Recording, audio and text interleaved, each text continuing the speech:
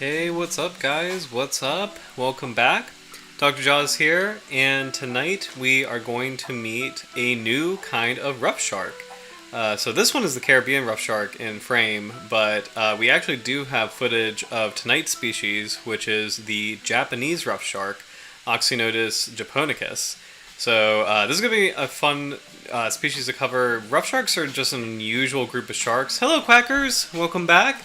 Hope you're having a good weekend, and well, because I believe you're American quackers, because if for the Americans it's Labor Day, so we have a 3-day weekend, the Saturday, Sunday, Monday, so yeah. So, but I hope you had a good long weekend, and it's been really busy on this end. What's kind of funny is that we're gonna have 2 more streams after this, and then we're gonna take a little break. Since I'm going to be married. So wedding week is coming in 3 weeks, which is kind of wild to think about. So just as a heads up, that will be around the corner. So we've got 2 species after this. But I'm excited to cover this one tonight because I was saying the rough sharks are such a cool and unusual group of sharks. They have a very unique shape in terms of being kind of this squashy pyramidal shape. And there's only a handful of them around the world as far as biodiversity. So we'll speed this footage back up to, I had this on half speed for the intro, but we'll speed this back up to full speed just to see if we can get a view of that shark again. So, oh, awesome, yeah. Oh my gosh, it's funny, speaking of Texas, my fiance and I were watching there's this really good weather disaster series called Eye of the Storm on HBO Max. So we're watching that. And then they did like a Shark Week special about shark attacks, and some of it was a little bit sensationalistic, but it was about shark attacks in 2022 through 24. And South Padre Island in Texas was mentioned for, I think it was a pair of bull shark attacks. And they were talking about shark attacks on the Gulf Coast, where there were 2 in that area, and then 3 on the same beach in Florida. And I forget which beach it is, but it was on the Gulf Coast side. So it was pretty interesting watch. That was a pretty intense shark documentary. So it's nice to kind of switch to a completely harmless species that is very far from the paradigm that we imagine for sharks. As far as just it's very cute, very slow, squashy. Sometimes these sharks are known as pig sharks, or sea pigs. And there is an invertebrate called a sea pig, which is completely different. But you can kind of get that from just the overall plumpness, but also the snout has these cute little. It has a little bit of a piggy snout. So yeah, yeah. Also, thank you for your comment, Quackers. Thank you for the wedding comment. And yes, I 100% agree. We love our silly chunky boys. So. Rough sharks are mostly deep water, although it's kind of cool to see that there is footage of shallow water encounters with these animals. They have very large dorsal fins relative to their body size, and they actually have also very high fin spines, which is pretty cool to see. I know that dogfish sharks have venom in their spines. I don't know if the spines of the rough sharks are venomous or not. They might be, but oh, thank you. They might be, but I'm not 100% sure. So it would be kind of cool if they were. And venom, oceanic venom is so interesting for fishes, because as far as when you think of venomous fishes, you've got dogfish, which a lot of people don't realize they actually do have a venom. It's very mild compared to other animals, but they do have a venom. Stonefish, sea ravens, which are a kind of scorpion fish. I'm trying to think what else as far as a fish that has a venom. I think triggerfish do, or I forget if they have a venom or if it was just the spine that is just extremely sharp. So, but yeah, it's kind of cool to see or to wonder about for the rough sharks whether or not the spines are venomous or if they just are kind of deterrents in themselves, just physically very sharp. So. Yeah, that's a really great observation, by the way. Their fin shapes are so interesting, like a really big paddle. Yes, and what's really cool about this group of sharks is that if you, and I think you just hit the nail on the head, Quackers, is they can articulate their pectoral fins. So that is, and like all sharks have a degree of flexibility with their fins, so they can kind of angle their fins up and down. And probably the most famous, which we've been talking about lately, is agonistic behavior or threat displays, where sharks will kind of angle their pectoral fins downward and swim in exaggerated motion to demonstrate that they are, kind of like being territorial, kind of showing that they're annoyed or aggravated by something, or want a fellow shark or a diver to go away. So all sharks do have some kind of articulation, but the rough sharks, like this one, you can see it's very flexible and very apparent. It's almost like a bony fish, which is so interesting. Oh, hey, I forgot about this. Platypus, great comment on platypus. The males have the venomous claw. Yes, that's such a cool group of animals where they lay eggs, they have the duck bill, and they have the venom claw. It's such a great reference. It's super cool.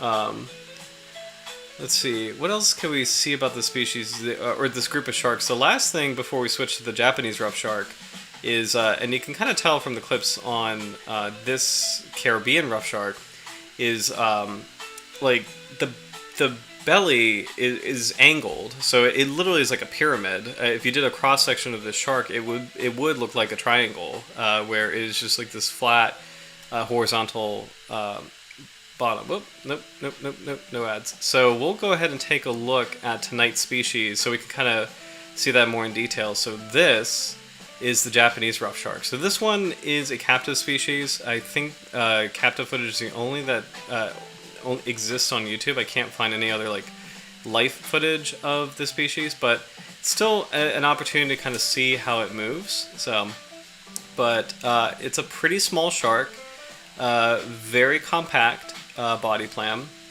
and similarly to the Caribbean Roughshark, it has a pyramidal shape. It has two very high dorsal fins, and dissimilarly, the spines are angled very differently, where the spines are there and you can kind of see them, but they seem to kind of be at a completely different angle, hitting the lower part of the dorsal fin, as opposed to being kind of like in parallel with the fin. So he's very cute, very slow. These sharks do live in deeper waters, so kind of at the beginning of the twilight zone. You can see prominently the lateral line on the side, so that's the pressure sensing feature that all sharks have. Eyes are very large relative to the body size. This is actually a really interesting tank right here. Lots of different kinds of fish. It looks like there is a I forget what group of fish that is, like the fish with the long snouts, but there's also like a little stonefish in the corner. We have some starfish. Ooh, I want to say that's like a snipe fish, but I'm not 100% sure. Like these little guys with the long snout at the top. So we'll take another look at this rough shark. So again, very large eyes, very large spiracles right behind the eyes, proportionally very small gill size. So, oh, cool. Wait, what? Let's see. Oh yeah. Like to think it was one of the angels or something. I was like, "Yo, God, check out my mate." He's like, "Yeah, sure, kid," but in Australia. For the platypuses. I got excited by your comment. Wait, can you explain the lateral line a little more? Yes. So what's really cool, and all fish, sharks, I think the rays have the lateral line. I'm sure. I feel like they must have it, but all sharks have it, and then all bony fish have it. It's like a series of. I'm trying to think of the right way to explain it. It's a series of pores that make a line from the head to the tail, and inside each of these pores, I think it's something kind of similar to the Ampullae and lorenzini, where it's like I don't think it's a jelly-filled sac, but it's something kind of similar where there's like a membrane that when water pressure changes, it kind of pushes against the membrane or allows the membrane to kind of flex out, and with the degree to which the membrane is affected by whatever is like moving in the water and pushing the water, it actually tells the shark or the butterfish, oh, there's something near me. Like it's kind of like a sixth sense. It's sort of, and I know we say that the ampullae lorenzini, like the electromagnetic sense, is like the sixth sense of sharks, but these pressure sensing organs on the sides of their bodies, it is actually a really cool additional sense. It would be, I guess, an equivalent to kind of like the idea of, like, you know, for humans, if there's like a change in like air pressure or something, like you get goosebumps, or the hair stands on the back of your or like stands on the back of your head, I think is the expression.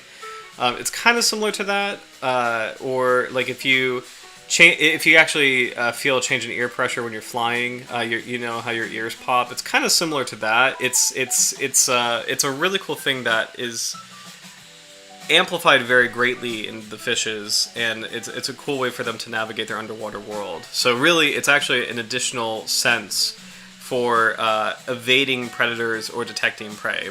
So if there's like a fish kind of swimming up really close to another fish, the fish can feel the other fish's movement and how it's pushing against the water around that fish, and that change in vibration, that change in pressure, informs the fish, oh, there's something near me, I can get away, or I can go after that thing. So it's really cool. I'm doing kind of a terrible job at explaining it, but it is something that all fish have. And actually, let's see if I can get some more info on it. So lateral line.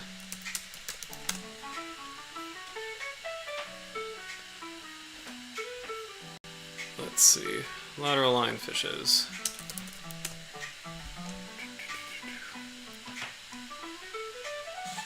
Oh, actually, that's a better way. There you go.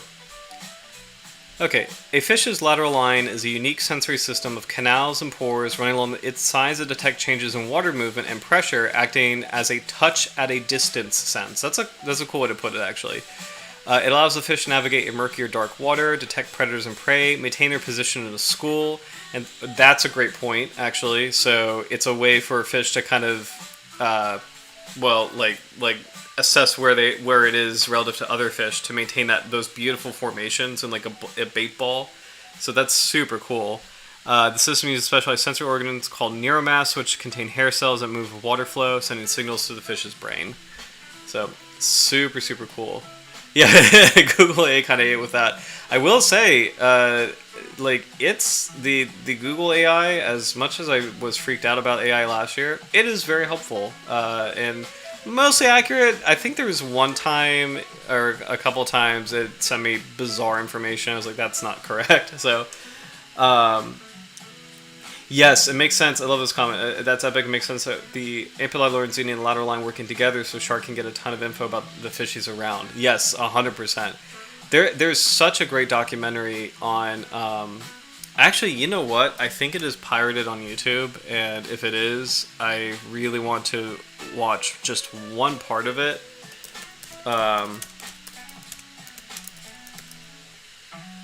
Because it's just such a great demonstration of the shark's senses. So, oh no, not presidents. I want sharks. Ultimate Guide to Sharks. This is actually kind of fun trivia. My favorite shark documentary of all time. There we go. Is this it? Yeah. Like hands down. I mean, it's 1996, so it's a little bit older, but it is my absolute favorite shark documentary. There's nothing else that has really come close to it for me. So, and I'm gonna speed it up to let's say double speed, so we can kind of it does a really good overview of the shark's senses. So let's see. So we got a nice little scalped hammerhead here. Let's see. It's gonna do like a little chart.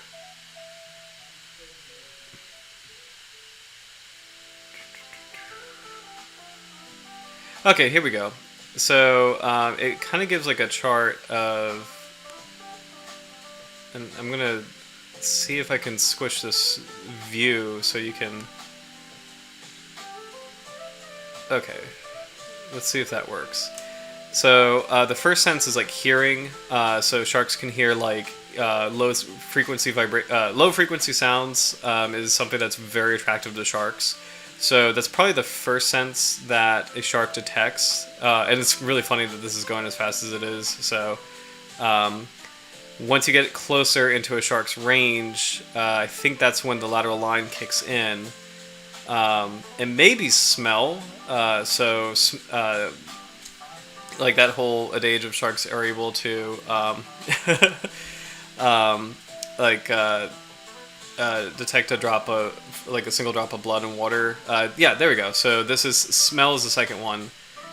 So it's a great demonstration of like how I'm actually going to slow this down because it's kind of distracting me how fast it is. Let's just do 1.5. That should be fast enough where it's like we're going through it, but not too fast. Beautiful great white shark. So hearing is the first thing as far as like the most distant sense, and then the smell is the second sense. I think it will go into the lateral line next. The shark's having a zoom in. So there we go. Yes, this is it. That's the lateral line. Let me squish this. Come on. I cannot wait for Ecamp's new update. I don't know why it got so weird. Okay. Okay, just making this temporarily really small, just because it's going to help see the total picture. So, but this is the shark's lateral line. So that is like the system of pores that kind of help it detect pressure in the water. So we're going to start over. Here we go. We'll just start right here.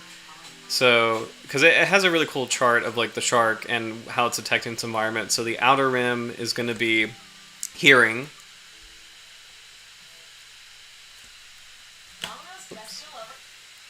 And actually, it's kind of cool that hearing is the first sense because sharks, sound travels so much further in water than it does on land.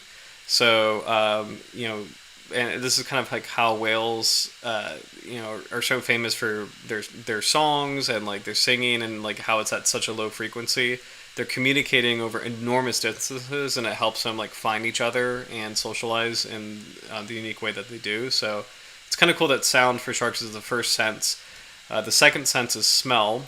And I don't think I finished it because I got distracted by the shark zoomies, but the whole adage of a single drop of blood in X amount of water. Sharks are have a very keen sense of smell. The visual that was presented in this documentary is it's the incurrent. I think it's called the incurrent aperture, where a column of water goes through the incurrent aperture and out the excurrent aperture. So it's a way for, unless I'm thinking about sponges, but it's like like it travels in the upper part of the nostril, goes out the lower part, and a shark can detect as it's going through the water little particles of like blood or oil or things that kind of help it like zoom in on its prey item. So we have hearing as the first sense, the most distant one. Smell as the second sense. You get a little bit closer. Pressure. So we're back to the lateral line system. Pressure being the third sense. So as a fish makes vibrations, it resonates within the shark's lateral line. There we go. So shark's honing in, getting a little bit faster, and actually, or closer to its prey. And actually, what's really cool is that the vibrations of a struggling fish, like really, trigger that system for the sharks. And the next closest sense is sight. So contrary to kind of like an old little myth is that, there's a nice example of the nictitating membrane, is that sharks actually have good eyesight. So a myth has been sharks have poor eyesight, but that's not true. They actually have pretty good eyesight. It's not their dominant sense, but it is something that helps them. So sight is very close, and then I think the last one they're going to go into is the ampullae lorenzini, which is going to be great if they go into that. And there we go. I think that's it. So here's the ampullae lorenzini. This is actually a good model of what they look like. So they detect electromagnetic fields. All living things emit an electromagnetic field, but sharks are especially sensitive to that aspect of living things. So even if a prey item is buried in sand or otherwise hidden, the shark will actually be able to hone in on it and find it within a close enough range. So that would be... these sharks do still have the zoomies. So that would be, I think it's within 6 feet. Depends on the species. But that, and I'm actually going to put the name of this so people can legally watch this, but The Ultimate Guide to Sharks, 1996. My favorite shark documentary of all time. It's such a fantastic watch. I don't think I've seen anything else that... And it's kind of funny because it's literally called The Ultimate Guide, but I don't think I've ever seen anything else that comes near, like, you know, how good that documentary was as far as just giving you a beautiful overview of sharks and just, like, how incredible they are. So, yeah. When I love this. When I was little, me and my sister used to play whales, which just consists of us screaming underwater and trying to guess what the other said. That's amazing. I really love that, Quackers. That's really cute. Oh my gosh. So I hope you enjoyed that Sense tour. It's actually, I think it's still the best, like, visual, like, I think Discovery Channel, and Ultimate Guide actually was a Discovery Channel production, so this was, like, the peak of Discovery Channel back in the 90s, and, like, I guess early aughts, it was still really good. And then I think other documentaries for Shark Week kind of go into this, but nothing is as comprehensive as Ultimate Guide. So let's see.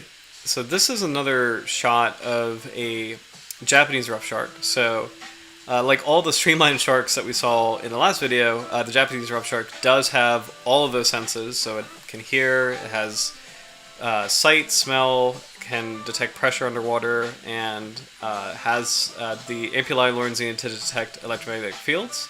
So it's just really cool that, you know, this is very much a shark, you know, worthy, like, of the shark.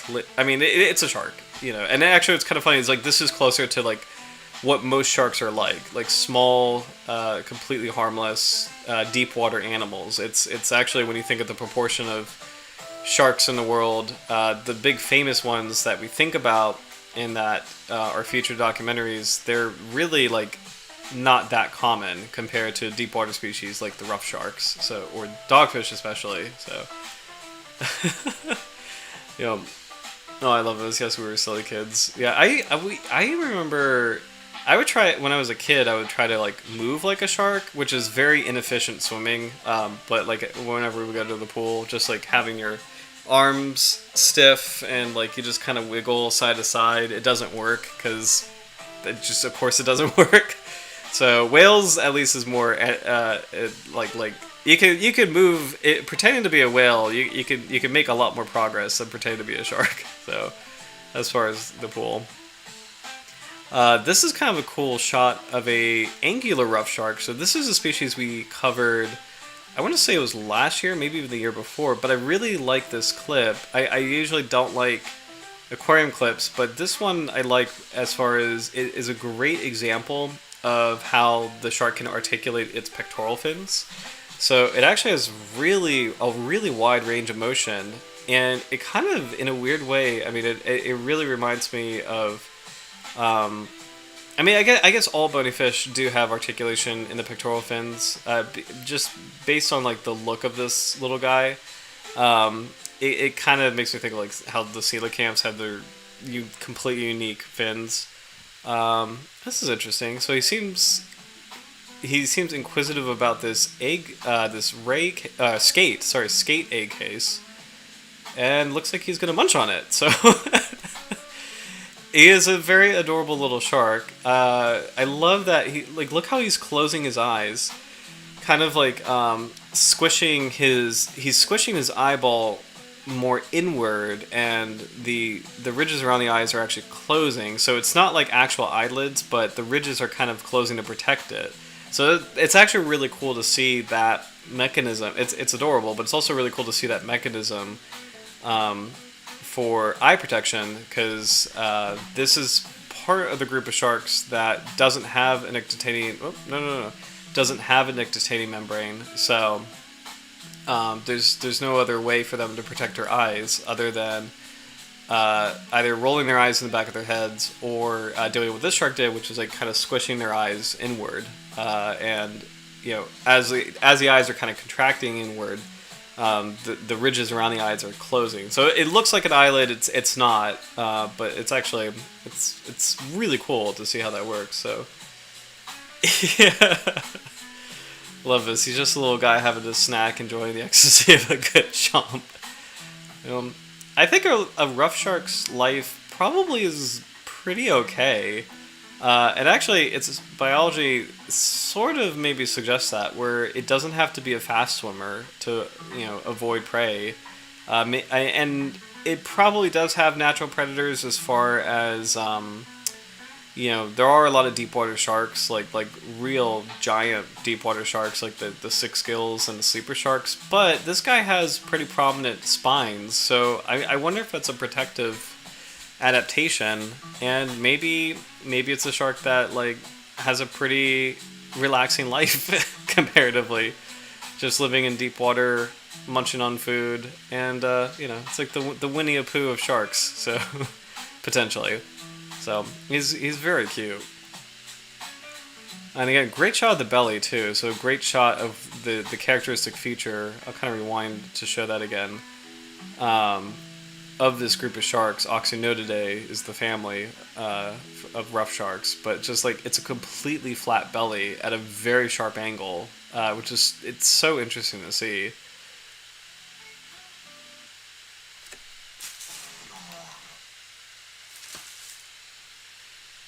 So great observation that he's a little guy, just with the claspers. So really good observation. It's a way to tell male sharks apart from female sharks. I think we have one more clip of an angular rough shark. We actually might have a couple. Oh, good. So we actually do have another clip of an angular rough shark, but this one is in the wild. So this one's actually really cool to see how these animals move in their natural setting. So this individual seems a bit chonkier than the one in the aquarium, but still kind of the same swim speed. And again, just classic pyramidal look. It's so interesting. Oh, great shot of the little piggy snout. Oops. I think I have one more. I might have two more actually. Oh, here we go. So another shot of an angular rough shark. I think this is the speed of the rough sharks. This one has the most dive footage. The Caribbean rough shark has some dive footage, has deep dive footage, but I think the angular rough shark can be found in shallow enough water to have dive encounters like this. So this is another wild individual. It's so cool to see just how these guys move. And it's just adorable. It's like these, the pectoral fins are rounded and kind of small. The pelvic fins are also, they're quite nice. They're almost equal in size to pectoral fins. This is actually really cool. The second dorsal fin, the pelvic fins, it's cool how they make this triangle of fins. They're all positioned very close together. I think we talked about that on the angular rough shark episode, but it's such a cool look. Like such an interesting adaptation, how close the fins are to each other. And there's a purpose for that, and I guess it works for this particular shark's species, hydrodynamics. I guess that's the optimal position for the fins, because how each fin relates to each other, absolutely affects how the animal swims, and kind of is the most efficient or the best of all for that animal's specific kind of lifestyle. So I think for this group of sharks, clearly we can see that they're slow moving, but I think for this group, their lifestyle is... Wait. wait. He's a moto of sharks. Oh my gosh. What a whack fella, I'm obsessed with the way he moves. Yeah. He like him big, he like him chunky. Oh my goodness. So yeah, these guys are really cute. So as far as what they do, I think they probably eat like invertebrates and kind of scavenge close to the seafloor. This is actually kind of cute to see how this shark interacts with other animals in a tank. And this looks like this is a public aquarium.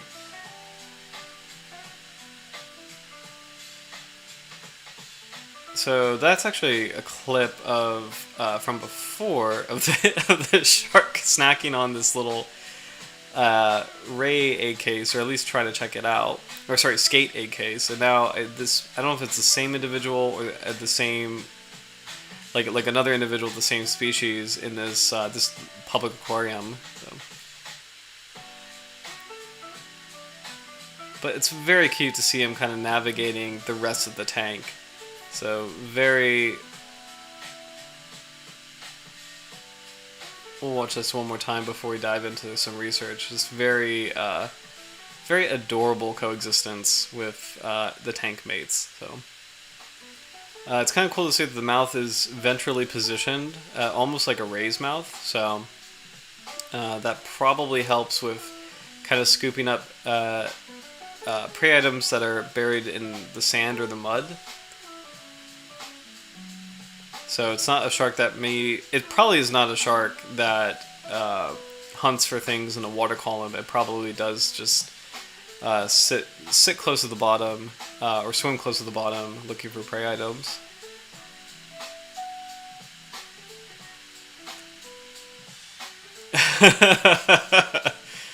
I love these comments. These are so great, quackers. Oh my goodness. It's kind of cool to see like how small the head is relative to the rest of the body. So you have this huge like hump on the back and like this very large trunk, but like the head is like proportionally kind of small. It's very funny. Oh god. So I think that's our last clip. So I would love to learn the biology of the Japanese rough shark. So again, well, I guess we'll play this clip one more time just to kind of orient to this is the species that we're covering. And you can immediately see that the color palette is darker. So the other rough sharks, a little bit more of a... the first one had kind of like a mix of like cream and brown. The second one had... the angular rough shark had kind of like a brown color. This one is a lot darker. Yeah. And then the big thing for me is like the spines. They're angled in such a unique way where they're lower on the back and lower relative to the dorsal fin position. So this is the Japanese rough shark, and this is the shark that we'll go into tonight. So we'll start with fish base, our good old friend, and we'll figure out what we can learn about the species. So this is photograph, and same feature. So this particular individual probably was damaged a little bit when being hauled to the surface. However, what's interesting is the spines are very low again relative to the dorsal fins, because for the other rough sharks, the spines are actually oriented midway at the fin, like at the midpoint of the fins. But for this species, the spines are actually quite lower. So kind of interesting to see. Similar to the other rough sharks, the pelvic fins are very near the second dorsal fin, so they all seem to be working together as far as the shark's locomotion. We do see reflective green eyes, so kind of haunting and really cool. Classic characteristic of deep water sharks.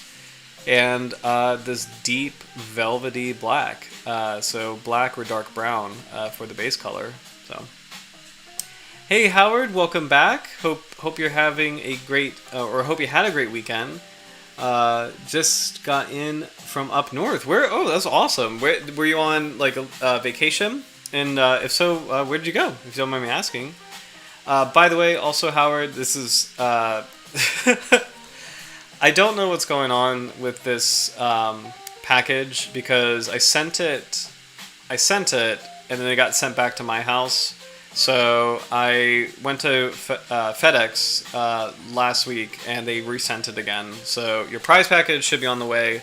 I'm so sorry for the back and forth. It went to New Jersey and then got turned around and said it was improperly packaged, and I'm not really sure why. So I will keep you posted, and thank you for your patience.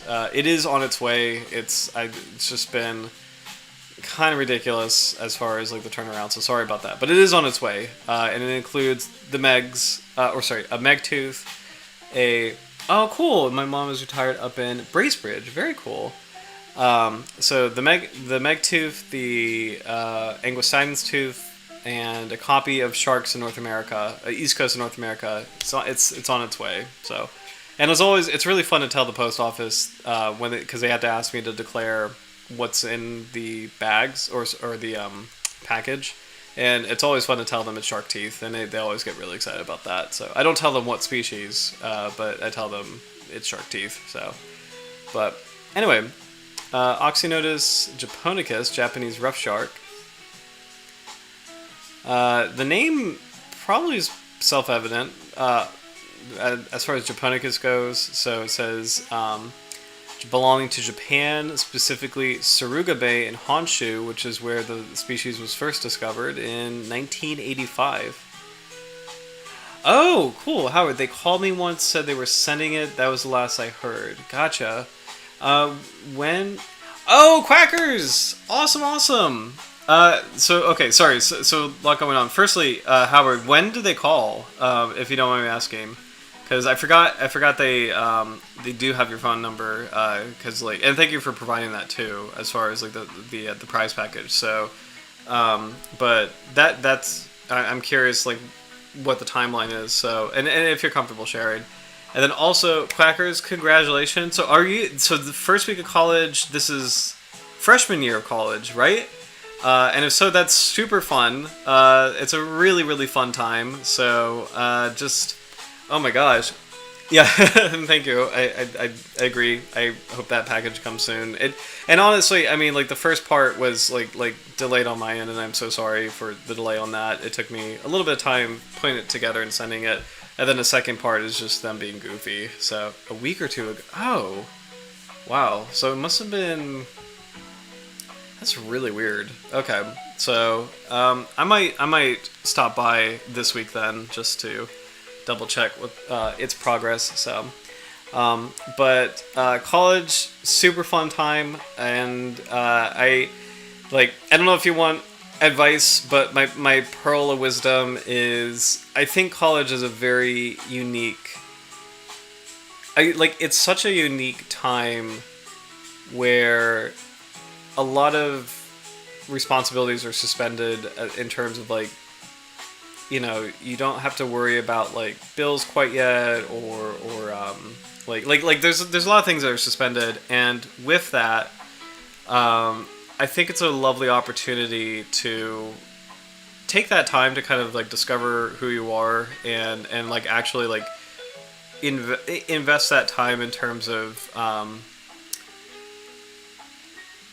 I spent a lot of time like in my college experience. I spent a lot of time like kind of by myself or using I mean like not in a creepy way, but like a lot of time where like there were some weekends where I would just like enjoy walking around campus or just like thinking or writing or just kind of like taking that moment to the self and just spending time like asking those questions of like who am I and like what are things that I like and what resonates with me. And I think college is like a really valuable time to do that, and it helps kind of orient a lot of like your direction and decisions in the for the future in a positive way. So I think I think my only pearl of wisdom is it is completely worthwhile and important to take that time to yourself and to invest that time in kind of like asking those big questions and having those beautiful like conversations, and like you're gonna meet so many cool people who like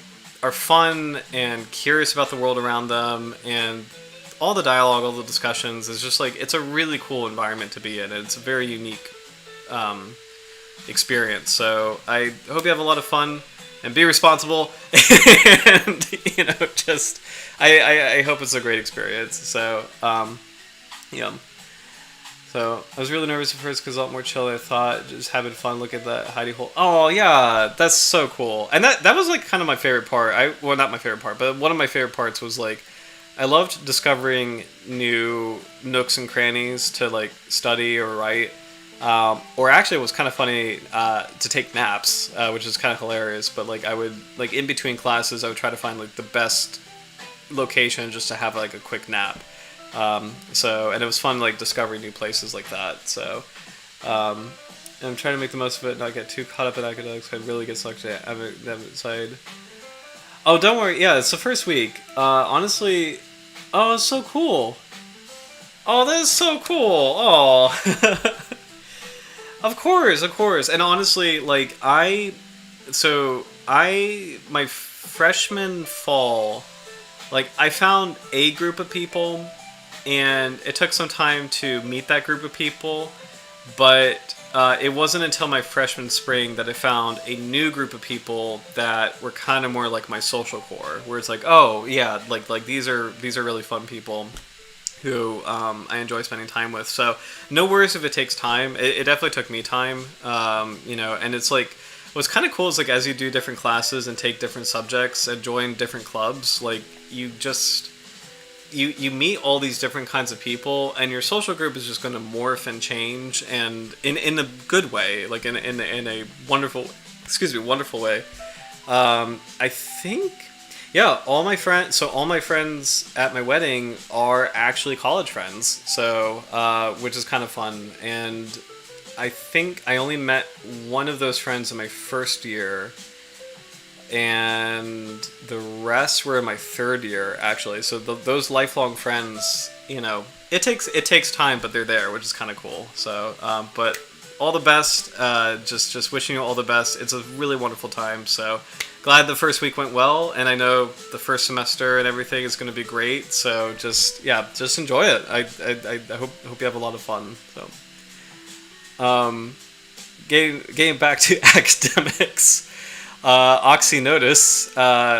Let's see, that's a hard transition back to sharks, but like Oxynotus oxys is sharp, notus is back. Oh, cool! Actually, referring to its keeled back. So it's referring to the very prominent spines on the back. So I forgot that that's what Oxynotus meant. So that's actually quite cool. The depth range for this particular shark is 150 to 300 meters. So kind of on the deeper end of the sunlit zone, and then getting into a little bit of the twilight zone. Lives in Japan and Taiwan. Let's see. Ovoviviparous, so it is not truly a live-bearing shark, but is a shark that this is the hardest mode of reproduction to explain. It's like it has kind of eggs on the inside, like the mother has eggs on the inside that kind of like hatch on the inside, where there's an embryonic connection, or there's embryos on the inside the uterus for the female sharks, and then actually I don't even know if that's correct. Hold on, let's look up the official definition because I don't want to confuse people. Ovoviviparous. This is so tricky. Okay, there we go. Producing young by means of eggs, which are hatched within the body of the parent, as in some snakes. So let's check out Wikipedia. Again, it's such a tricky thing to describe because viviparity is live birth. So that is like mammals giving birth. That is like, or most mammals, not the platypus, but most mammals. And then oviparity is laying eggs. So that's like, lizards, snakes, crocodiles, oh, this is really sweet. Love these comments. So ovoviviparity is this weird zone in between. So yeah. It's a bridging. Okay, so Wikipedia says it's a bridging form of reproduction between egg-laying oviparous and live-bearing viviparous reproduction. Ovoviviparous animals possess embryos that develop inside eggs that remain in the mother's body until they are ready to hatch. The young of some ovoviviparous amphibians, such as wherever this is, our border's larvae. Oh, actually, no, we don't need to go into that. I mean, I guess that's all they have, but it's such a unique mode, but it's so difficult to describe, and it's such a important mode for sharks. Here we go. Let's see.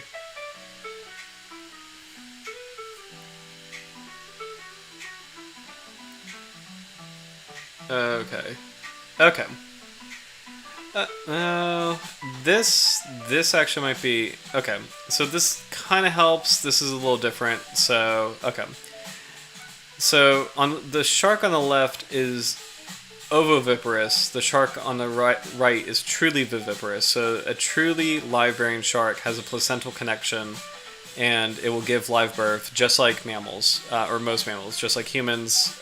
It's very similar. An ovoviviparous shark has these like eggs on the inside of the uterus, and in this case for this animal, this is probably trying to represent a sand tiger shark. Some sharks will have different rates of development, and the largest shark will devour the other eggs or even the siblings in the uterine horn. So this is unique to mackerel sharks. I don't know if other sharks have interuterine cannibalism, but this is a kind of ovovivipary. It's a version of that is unique to mackerel sharks. So I think white sharks do this. I believe makos do this. I know that sand tigers do this. So yeah, savage nature, 100%. So I used to, whenever I give shark lectures, I used to say this was like the Hunger Games, which that's probably an increasingly outdated reference, but Hunger Games was big when I was in college. I never really got into it, but I remember that was a big thing, so it was kind of relevant-ish to the time. So sharkreferences.com to see if we have any new notes on this species. By the way, this might be, if this is a shark that is not well known, I've got kind of like a fun treat to go into. So we'll see. I have a feeling we don't have a lot of information on the Japanese Roughsharks, just in case. I've got like a prize at the end. So let's see. Same thing. Lives in deep water. Teeth are similar in upper jaw, erect, smooth edge teeth, lower jaw, one series of functional broad, laid, smooth edge teeth. Interesting. It's unfortunate that they're not going to show us like the teeth in detail. Nice FA illustration of the shark here. Does it say? It doesn't say what the shark preys on. So, interesting. Maybe we'll get some more biology here on the IUCN Red List. So, for the Japanese rough shark, this species is vulnerable and unfortunately decreasing. So, we'll kind of learn more about. Well, first, I want to check its biology really quick to see if there's any notes on what it eats. So, we'll do habitat and ecology. It seems to prefer. He looks tired. Yeah. It seems to prefer sandy or muddy habitats.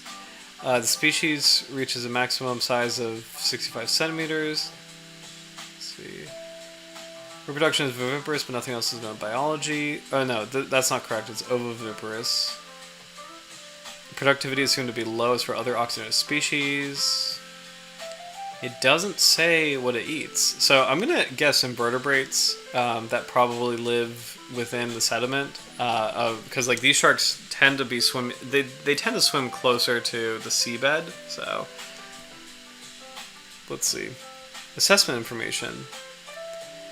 The Japanese rough shark is a small, poorly known shark with a patchy distribution in the Northwest Pacific and Western Pacific Oceans in southern Japan, northeast Taiwan, and southeast Sulawesi, Indonesia.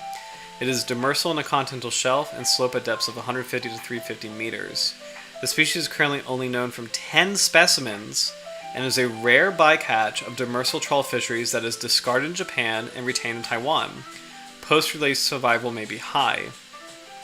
The fisheries in Japan overlap with the full spatial and depth range of the species, and although they have declined dramatically in effort over the past 3 decades, the species may have been subject to high fishing pressure over the past 3 generation lengths.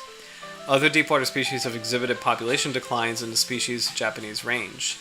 Oxynotus species are highly susceptible to population decline from fishing, with estimated population reductions of 80% over 3 generation lengths in areas with high fishing effort.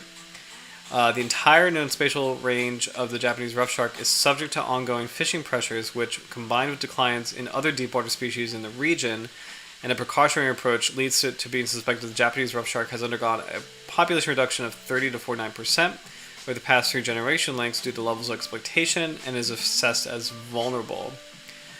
So, very sad to see that. Let's see. 80% over 60 years. Really sad to see that. And I think, out of curiosity, we should probably check out how the other rough sharks are doing. So we'll type in Oxynotus.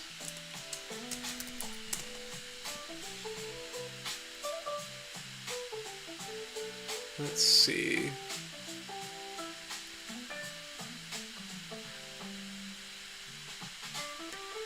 Okay, so we've got the angular rough shark, which is endangered, but we also have the Caribbean rough shark, which is least concerned. So we actually saw clips of both species. So this is the one that we saw in that tank. This is an endangered species, but the Caribbean rough shark, which we saw in the very first clip of deep water footage, this one is actually least concerned, so it seems to be doing okay. The prickly dogfish is nearly threatened. The sailfin rough shark is vulnerable. And then the Japanese rough shark is vulnerable, and this is completely different. So I would say IUCN on our list is mostly extremely good. Sometimes there's little glitches like this where this is a literal grasshopper, so which with a very dramatic name, the lance-bearing pointed pygmy grasshopper, incredible name. But overall, it looks like the angular rough shark is endangered, and I appreciate that for the Japanese rough shark. They're taking a precautionary approach and listing it as vulnerable. So 80% is an extremely serious decline. And sadly, a lot of like the coastal shark species, it kind of makes me think of like, it kind of makes me think of the sandbar shark in the United States that has similarly had a very steep decline. The dusky shark in particular, very strong declines. So I appreciate that, even though this assessment is not good. We should totally check that out the next Shark Week. Yeah, even though this assessment is not great, I appreciate that this species is vulnerable partially out of precaution. So it's a species that will have to, and actually it's yet another species that, because it is so rare and because there's not much known about it, it's a worthy research subject. I love that on this channel we do talk about a lot of shark species that there really is not much known about them. So this is a good one to kind of keep an eye on as far as conservation goes. This article may go into the rough shark's biology, so I'm kind of excited to read about this. This is called The New Record of the Japanese Rough Shark, Oxynotus japonicus, in Taiwan.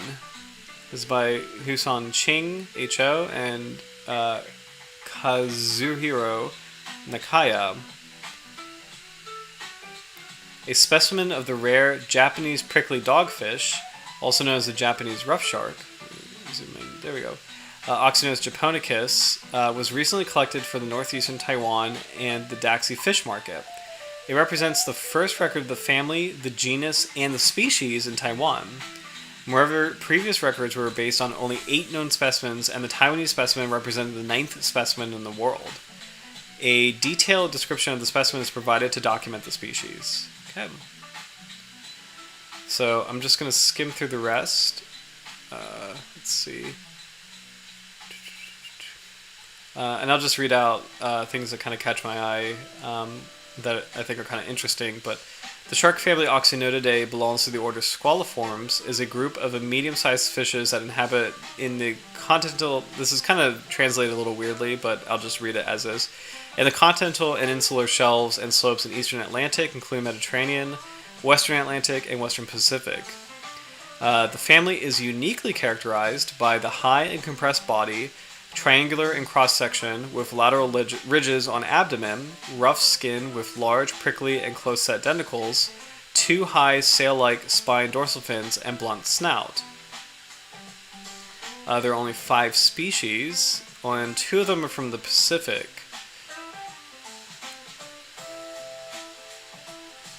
And it looks like those 2 are the New Zealand prickly dogfish and the Japanese prickly dogfish. Oxynotus japonicus was initially described from 1 male specimen collected from Suruga Bay, Japan. Subsequently, 6 additional females were collected from Suruga Bay, and the root description is provided by Yano, who is a scientist from 2002. Originally, it was classified as data deficient in IUCN Red List.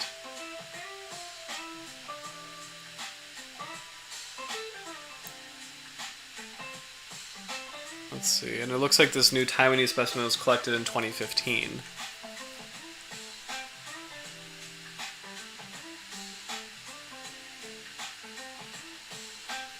So here's the specimen they collected. So this is the one that was in the photograph that we saw earlier. And it looks like we might get some more photos.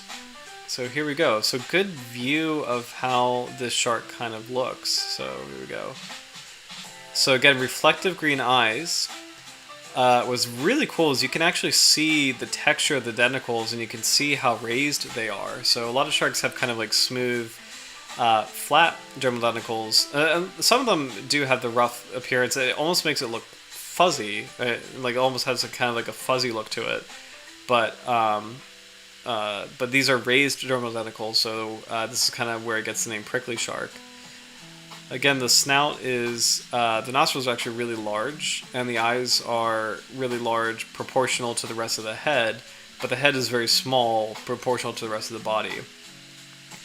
It's kind of funny, the jaws in this species, and we can actually take a closer look at the teeth. Yeah, it does look a little bit like Mr. Bill. Oh my gosh, it's a great reference. So it looks a little silly, but what's interesting is that it also looks like, it kind of makes me think of sturgeon mouths a little bit. So sturgeons have underslung mouths kind of like this, and it helps them scoop up things from the seabed. So I think it would be a safe bet to suspect that this species, or this kind of shark, probably likes to spend a lot of time near the seabed and rooting around for things in the seabed and scooping things up. The teeth are extremely interesting. So again, they said that the upper teeth are long, thin points, and the lower teeth function as one functional row, kind of like kitefin sharks. And similar to kitefin sharks, those teeth are actually very large and proportionally, and are a wide triangular shape. So definitely great cutting blades, and kind of curious what the prey strategy would be. Where does the shark like grip something and then try to tear a bit with the lower jaw, like grip something with the upper jaw and then tear at it with the lower jaw? It's kind of my suspicion. But the other thing that's interesting is I don't know if this is preservation's doing, and it might be, but I mean, because it looks like maybe the shark probably covers its jaws, because like there's such a stark contrast between the depigmented area here and then the high amount of dermal denticles around the mouth. But I think that could be a post mortem kind of thing. So maybe in death the shark kind of extends its jaws a little bit, kind of like goblin sharks. So goblin sharks in life have their jaws retracted and they kind of have a shovel snouted look. But in death they have their jaws are flexible and can kind of like reach out, and that's how they kind of got their name, goblin shark. So the dorsal fins, very interesting to see. Again, the spine is so low compared to other kinds of rough sharks, and it has this really cool velvety appearance. So very dark pigmentation, and then with the raised dermal denticles, it kind of has this like fuzzy look. So Howard, you might be right. Great observation. So this may be the effect of bringing it to the surface, because if we look at the first photograph, it definitely seems bloated, and this actually is a common occurrence for deep water animals. When they're brought to the surface, they actually bloat, unfortunately, because they rapidly go into an area of lower pressure. So to go from high pressure to lower pressure so quickly, that could be what's going on, and that's a great observation. So that could have had an effect on why the mouth looks like it does. So yeah. Yeah, and I agree. It is very sad, just for deep water fishes, and I find it really remarkable when scientists do have they have successfully brought deep water sharks to the surface and put them in tanks for observation, and I always find that remarkable when it happens, and I'm not sure how they pull it off, honestly, because it's like you would think the pressure change would be so detrimental, and I don't know if it's like they capture it at depth and bring the tank concurrently with the same pressure, or I don't know how that works. So great photographs of the fins. So very small little fins here, very cute. Rounded corners, again, a lot of articulation, and these are the pelvic fins right here, which are also quite rounded. So this was the type location here, or not the type location, but the photograph, the map of the locations where this species has been found. It's actually really cool to see this plotted out. So I assume this must be Honshu Bay. So the gold star is where the first specimen was discovered, and then the red dots indicate subsequent specimens. So this area, Japan, southern Japan, and Taiwan. So it looks like it's kind of along the shelf in the island chain, which is really cool.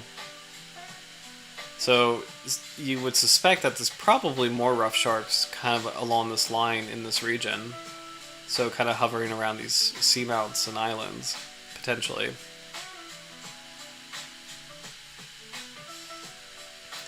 And that's it. So very short, but really, really cool article giving a summary of the family Oxynotidae. This will kind of breeze through this, but this kind of caught my eye. It's a review of the genus Oxynotus by Kazunari Yano and Kiichi Matsuura. A review of Oxynotus showed that the genus is represented by 5 species, including our Japanese Roughshark. The key to species of the genus is given, and the geographical distributions of the 5 species are reported. Examinations of specimens of Oxynotus collected from the eastern Atlantic and Mediterranean revealed that a problematic species is concluded to be a junior synonym of Oxynotus centrina, which is the angular rough shark. So, let's see. Talked about kind of what makes rough sharks unique.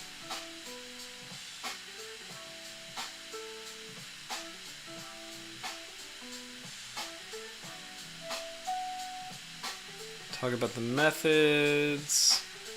Here we go. This is a nice diagram of the different rough sharks. So what's kind of cool is I really appreciate that they illustrate where the spines are relative to the body, because I know I keep saying this.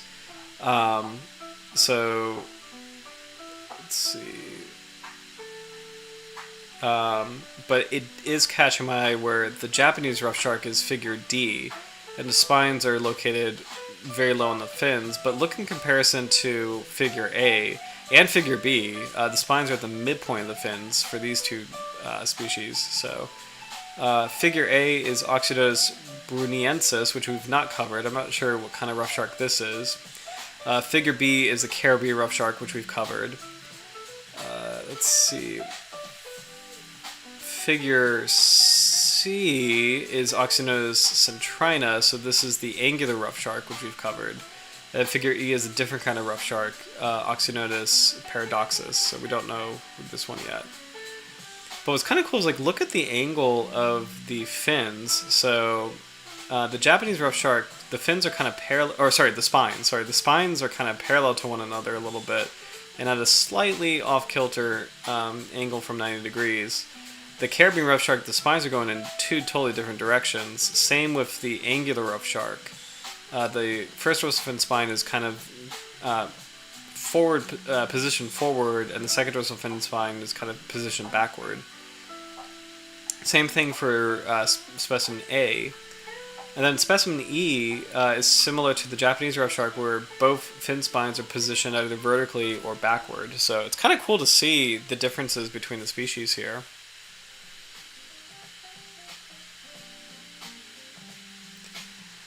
So here's a chart of the length of each of the species. So it looks like the Japanese Roughshark is kind of in the mid-size. Let's see. Length from the tip of the spine to the apex of first dorsal fin versus total length. So the total length is over here. The largest of these sharks is Oxynotus brunensis, which I'm not sure what species that is. But the Japanese rough shark is up here, represented by these black circles. It seems to be kind of like one of the... It's kind of like a standard member of this family, so kind of like mid-size, mid to large member of the Oxynotus, or Oxynotidae. Same thing represented by this chart. And these are all different measurements, so we don't need to go into that too much. Let's see.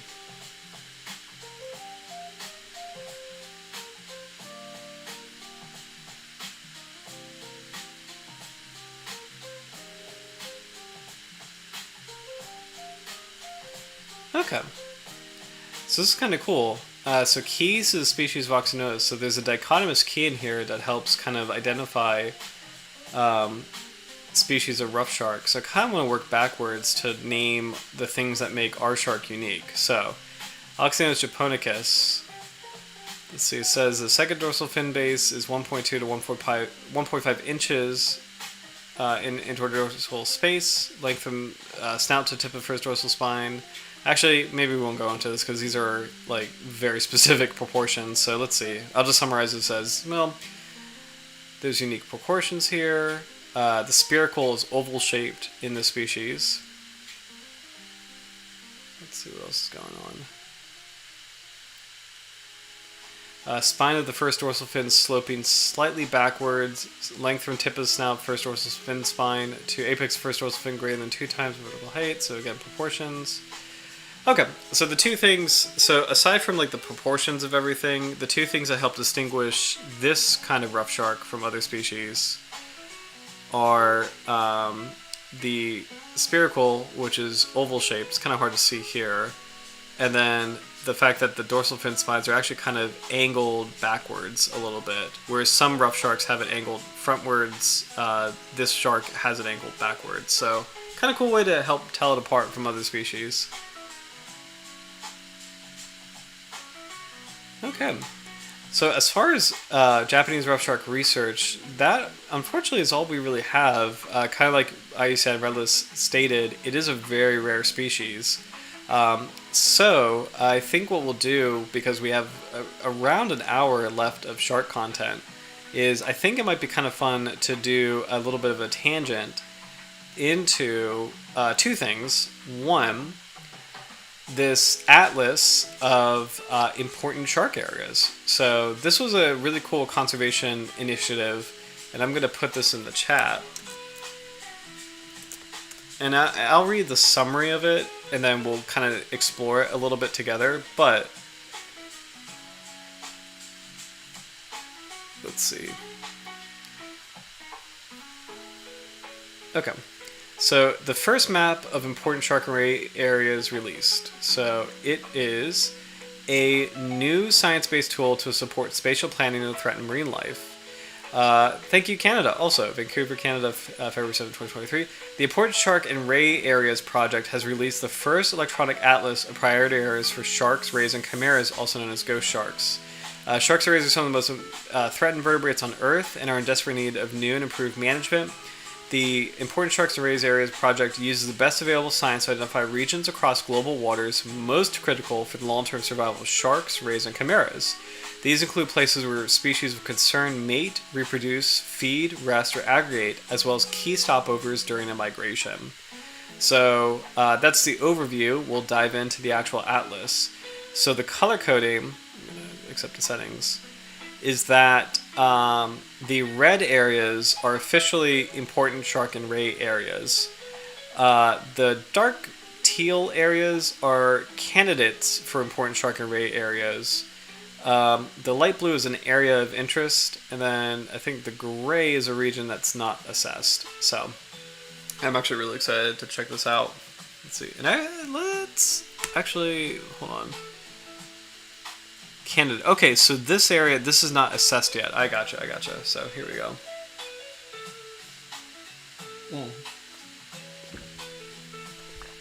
And I'm actually quite surprised that a lot of the North Atlantic is not assessed. But I think what we'll do, let me know if there's particular parts in the world you guys like to go.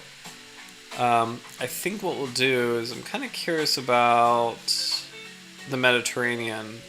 But let's see, North American, Caribbean, Atlantic, nothing is going on. There's no assessment, which I find very strange because there's a lot of like important habitats here for sharks, and I hope one day it is assessed. Specifically, the Chesapeake Bay, very important area for sandbar sharks. This coastline, very important area for dusky sharks. Florida, very important area for bull sharks. Gulf of Mexico, very important area for hammerheads, which are critically dangerous. So I'm not really sure why this isn't highlighted yet. So maybe it's a to be determined kind of thing. And maybe there's other higher priority areas. So let's check out.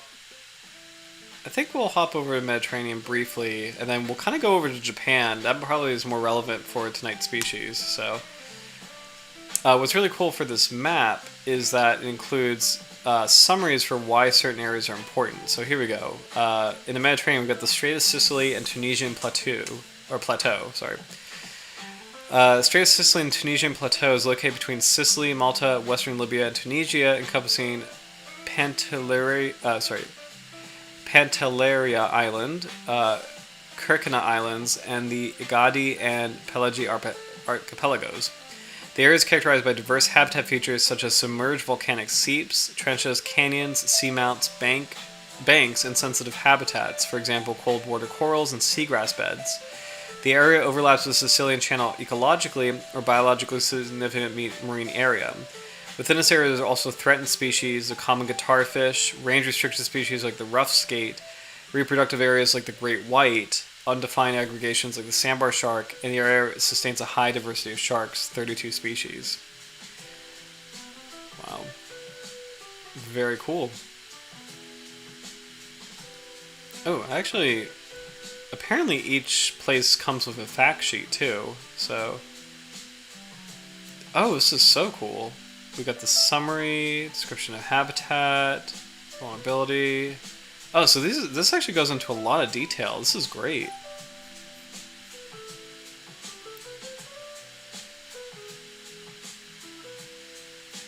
Okay, interesting. So actually, let's hop over to Japan. And again, let me know if there's an area you guys want to see. But let's hop over to Japan to kind of see the Roughsharks habitat and see if there's anything listed here as important. And it looks like there is. So here we go.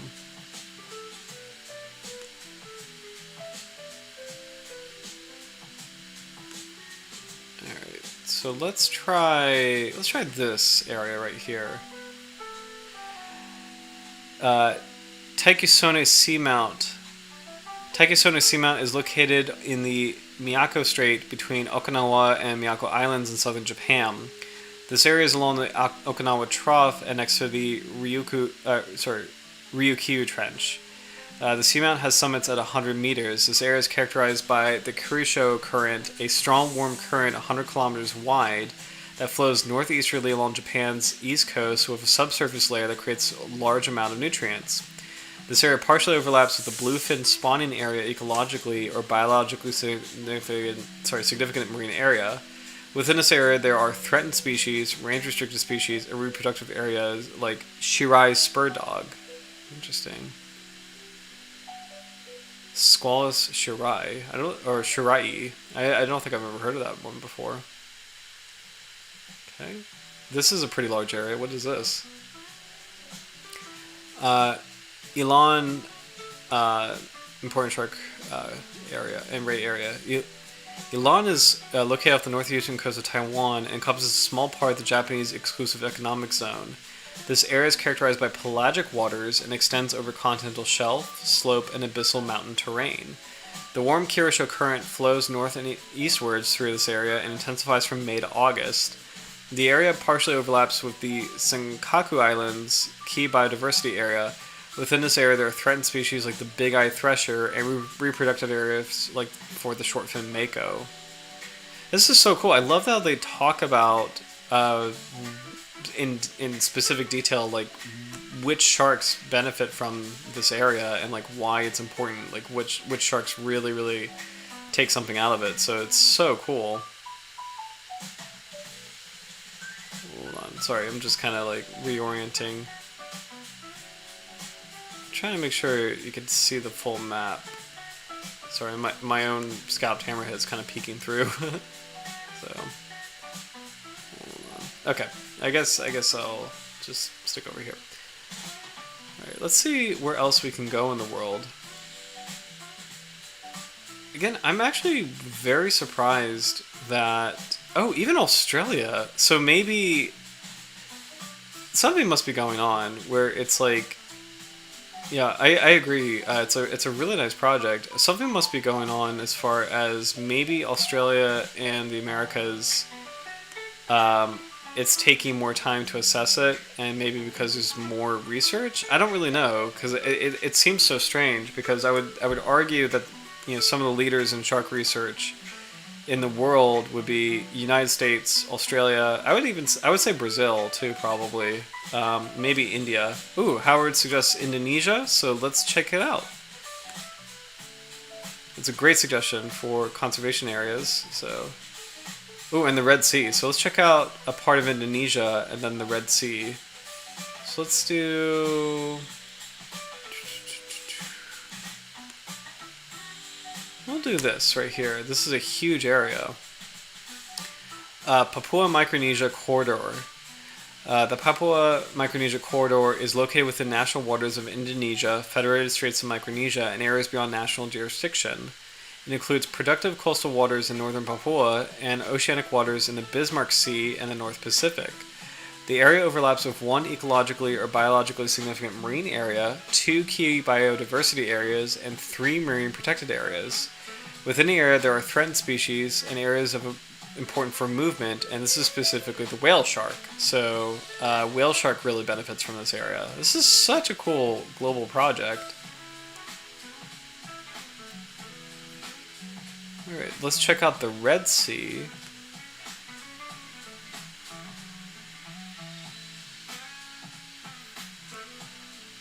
So this is kind of funny. So far I'm doing good, but it'll be kind of funny if someone names an area that I'm not familiar with. So it's a good geography test. But here is the Red Sea, the Southern Red Sea. The Southern Red Sea is a bentopelagic and transboundary area overlapping parts of the Eritrean, Saudi Arabian, Sudanese, and Yemeni exclusive economic zones. The area includes coastal, shelf, and open ocean habitats. The coastal environment is highly variable with fringing reefs, mangrove forest, seagrass meadows, and sand plains. The open sea hosts epipelagic, mesopelagic, and bathypelagic waters. It is characterized by higher productivity than the northern regions of the Red Sea basin. This area overlaps with 2 ecologically biologically significant marine areas and 3 key biodiversity areas. Within this area, there are threatened species and areas of importance for movement for the whale shark. Okay. I'm curious. Ooh, yes, Alaska. We could totally do Alaska. I am curious about this northern part of the Red Sea because it's not a important shark and ray area. It's an area of interest. The Suez Channel. The Suez Channel is located in Egypt and connects the Gulf of Suez and the Red Sea with the River Nile Delta and the Mediterranean Sea, including the coast from Port Said to Rashid. The area highlights the connection point for the movement of species between the Red Sea and the Mediterranean Sea. It is characterized by estuaries and mud habitats. Within this area, there are threatened species like the coach whipray and potential areas important for movement for the leopard whipray. Species historically not known to occur in the Mediterranean Sea but found in the Red Sea have now colonized areas of the Levantine Sea. Recent observations of these species in the Mediterranean Sea have been linked to their original presence in the Red Sea. Further information is required to understand the regularity and function of vital life history activities and the importance of the area for sharks. This is such a cool project. Alright, Alaska. Let's see if we've got some assessments for Alaska going. I think I saw one in the corner. Let's see. Oh, am I wrong? I thought there was something here. We can go somewhere close to Alaska. I swear this is probably not available because there's probably a lot of information that will help inform what the assessments will be. So I think it's interesting that North America and Australia don't have assessments yet, and I know there's a lot of robust shark research. So I think it's probably that, and I'm curious to check this website again to re-verify. But this is interesting. Close to Alaska is the eastern Koryak Slope. The eastern Koryak Slope is located in the western Bering Sea in the waters of the Russian Federation. The area is characterized by a steep slope of underwater canyons. This area overlaps with the east and south Chukotka coast, ecological or biologically significant marine areas. Within the area, there are undefined aggregations of the rough-tailed skate. Interesting. Let's see if there's anywhere else we can get to hopefully get a salmon shark. This is a stretch because I don't think they come down this far, but kind of cool to see. We've got the Gulf of California. So, northern Gulf of California. The northern Gulf of California is located on the Pacific coast. Oh, also where we're listening to.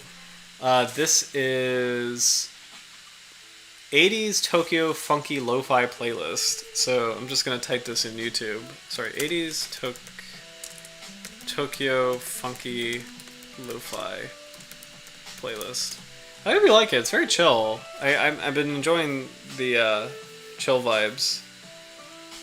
And literally the screen is it's a cat smoking a cigarette in a city, and he's next to a TV. So very, very fun chill vibes. Let's see. Northern Gulf of California is located on the Pacific coast of Mexico. Situated at the northern end of the Gulf, it extends from the Colorado River Delta in the north to the large islands of Tiburon. That's actually really cool. So Tiburon is Spanish for shark, and Angel de la Guarda in the south. The area overlaps with an ecologically or biologically significant marine area and includes one protected area, 3 Ramsar sites, and 3 key biodiversity areas. Oh, that's really funny. Yeah, I like lo-fi for studying. It's just kind of like doing chores and stuff. It's very, very relaxing. The area has a broad continental platform mostly composed of sandy substrates. The shallow waters are constantly influenced by extreme tides, strong winds, and upwellings to create the most productive region in the entire Gulf. Within this area, there are threatened species like the whale shark, range-restricted species like the peppercat shark, reproductive areas for the brown smoothhound, feeding areas for the shove-nosed guitarfish, and areas of importance for movement for the whale shark. So it's cool to see whale shark come up multiple times, and it's a nice illustration of like that is a global species, a truly cosmopolitan species. I'm curious about Hawaii. We'll do a couple more, and then I think we'll switch to. I have one more kind of surprise. Southern Hawaii. Southern Hawaii is located south and southwest of the main Hawaiian Islands. It includes pelagic waters, Hawaii and Johnson Atoll, which are part of the United States of America and areas beyond national jurisdiction. The area is influenced by the northeast trade winds and the north equatorial current flowing westward. It is characterized by pelagic waters. Within this area, there are threatened species and reproductive areas for the big eye thresher. Cool. I'm curious where else we should go, actually. I really wish they had... Oh, there's an interesting spot. Hold on. Canada. We've got some stuff in the Arctic. I mean, from a shark perspective, that's really interesting. So what's going on up here? what is this? Pikialasorsuak. Pikialasorsuak is located in the northern part of Baffin Bay within the waters of Canada and Greenland. The area is predominantly characterized by a benthos of fine-grained sediments with sea pens. It is the largest area of open water surrounded by ice, Polynia, in the Canadian Arctic, and is one of the most biologically productive regions north of the Arctic Circle. The area overlaps with 3 key biodiversity areas. Within the area, there are threatened species and areas of importance for movement for the Greenland shark. So, really cool to see the Greenland shark featured. I won't read the whole summary, but I'm curious if this is all about the Greenland shark.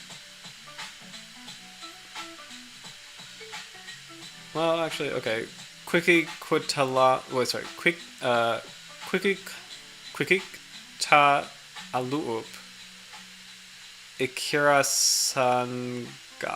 Kirasanga. Okay. Quikita-aluup. Ikirasanga is located on the South Baffin Bay through the Davis Strait and into the Labrador Sea between Canada and Greenland. The continental shelves on both the Greenland and Canadian sides extend far into the strait, creating broad, relatively shallow waters compared to the deeper surrounding basins. The potential depth range of the area is up to 1,000 meters. Within the area, there are threatened species and potential movement areas for the Greenland shark. Based on acoustic telemetry, satellite telemetry, and oceanographic data, Greenland sharks occur in coastal locations during the ice-free period and undertake long-distance seasonal movements from inshore waters of Nunavut in the summer to overwintering grounds in relatively warm waters of the Labrador Sea. Oh dear. Quikik-Taaluup Ikirasanga represents an area of high detection for both acoustic and satellite-tagged Greenland sharks. These data suggest the use of this area as a stopover between ice-free periods. Yeah.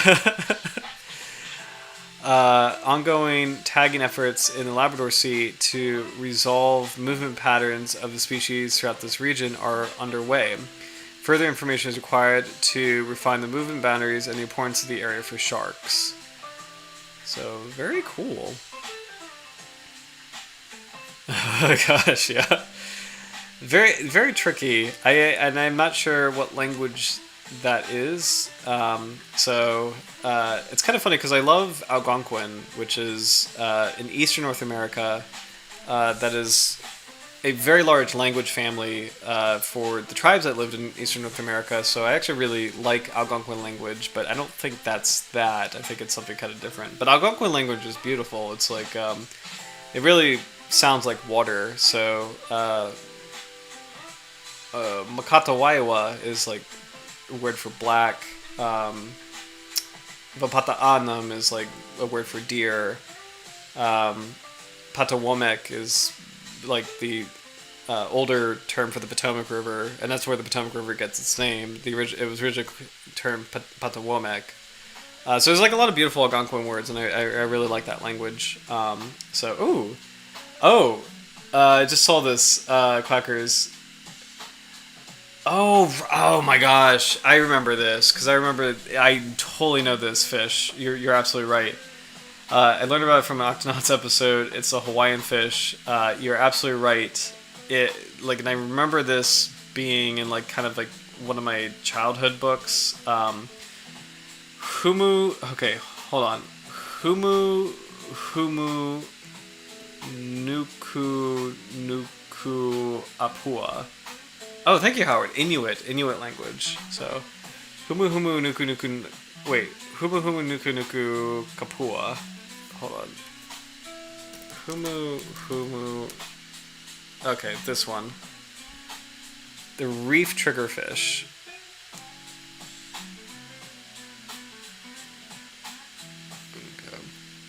Okay. I totally forgot about this. That is so funny. Okay, the reef triggerfish, also known as the rectangular triggerfish, wedge-tail triggerfish, or by its Hawaiian name, the humu nuku kwa pua'a. Also known as the Humu Humu for short. I wonder if is this gonna if I click on this, is it gonna help say it out loud? Will that happen? Oh no, that's just a pronunciation guide.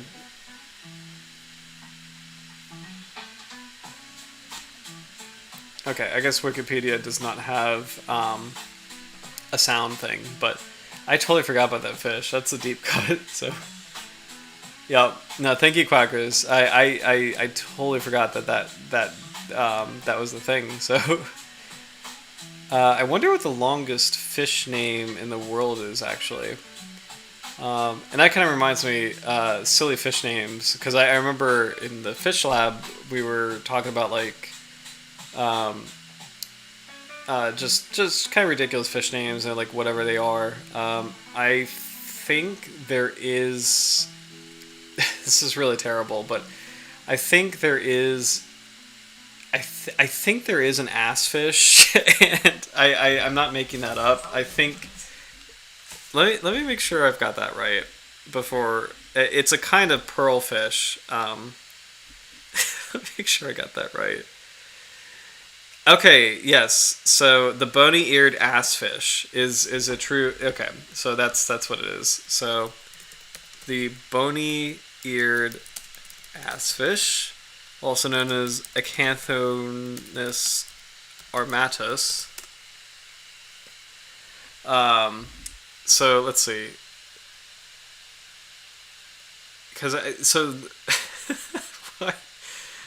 Why is this okay?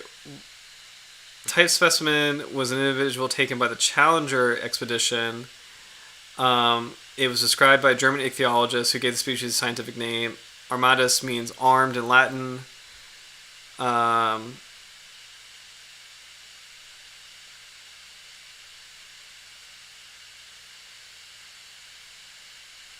Okay. So, okay, this one's actually really interesting. Hold on, we're gonna take a look at this. The bony-eared assfish. This is a true fish,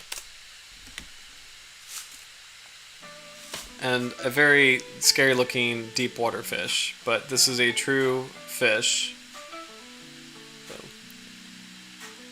So bony-eared assfish is a bathypelagic species of cusk eel found in tropical and subtropical oceans at depths from 1171 to...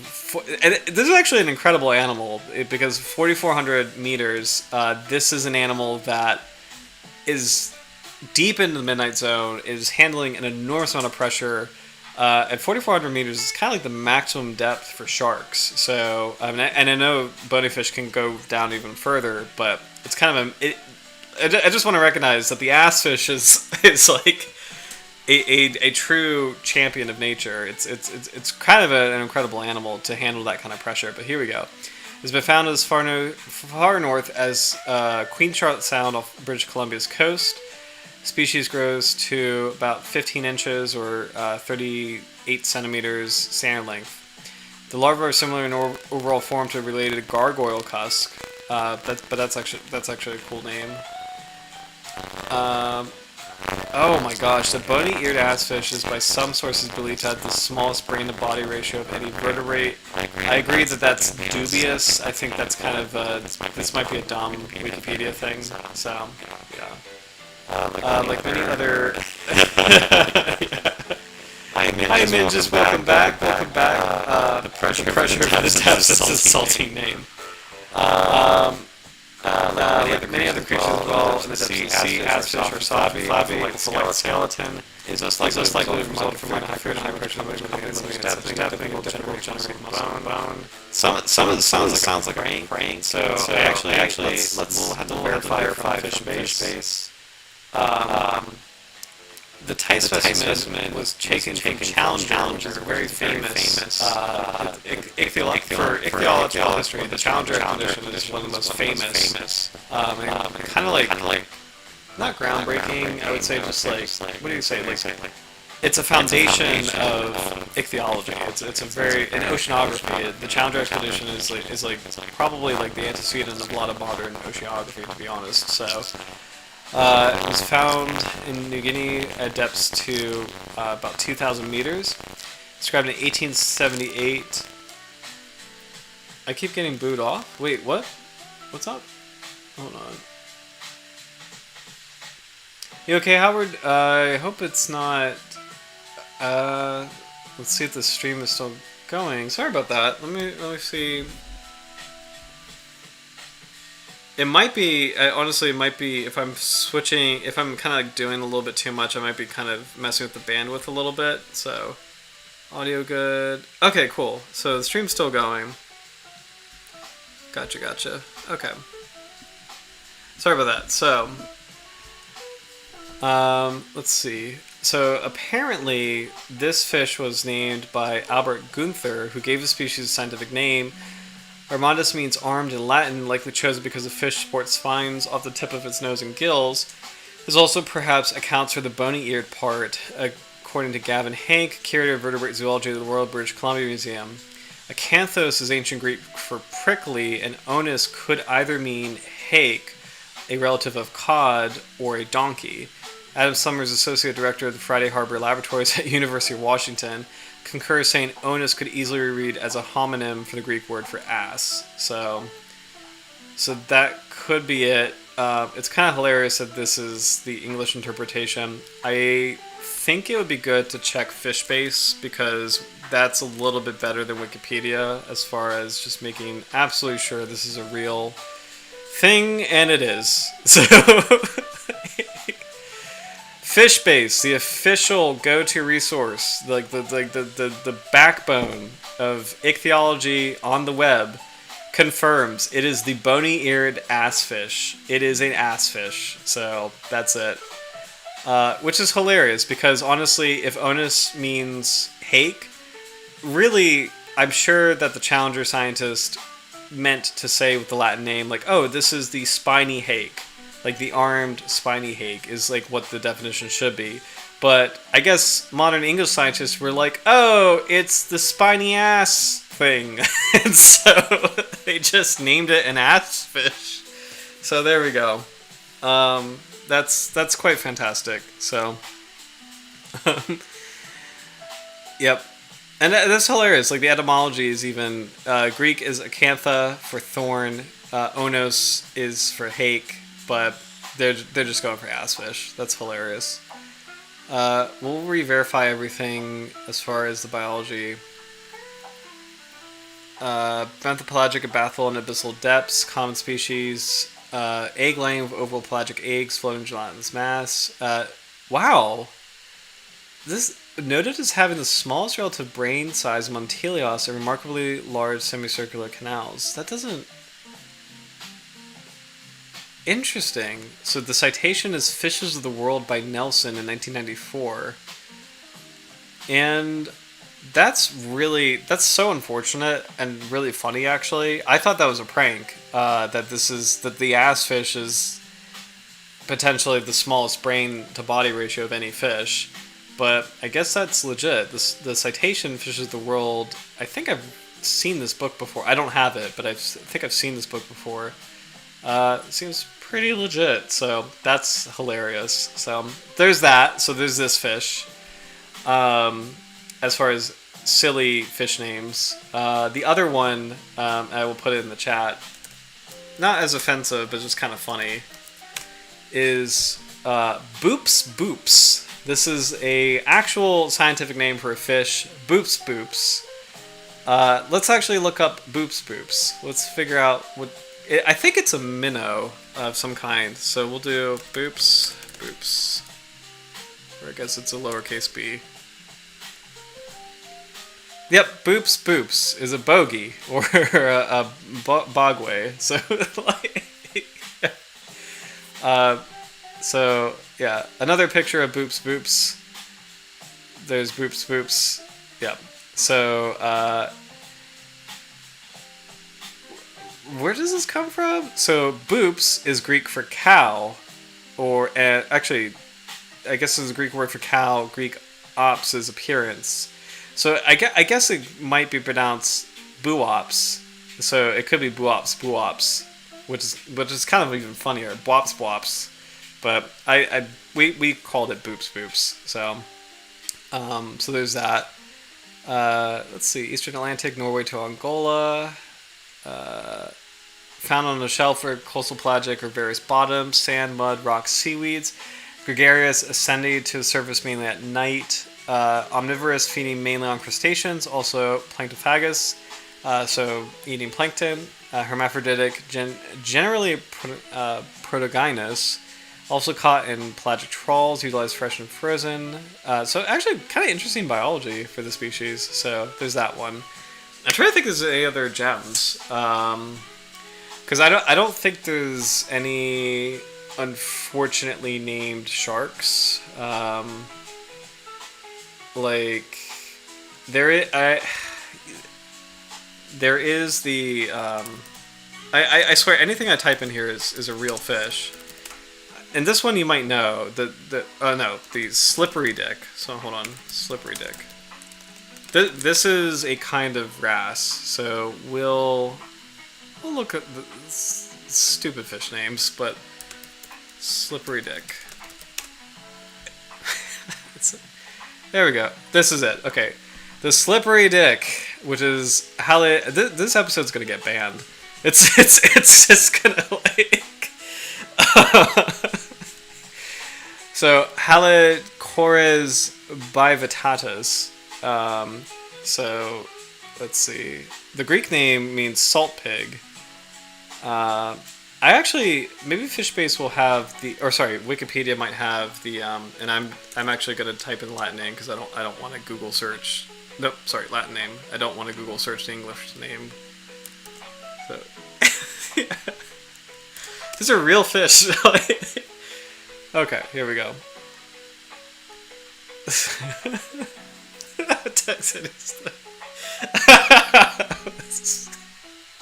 So we got three wacky fish names. Oh my gosh.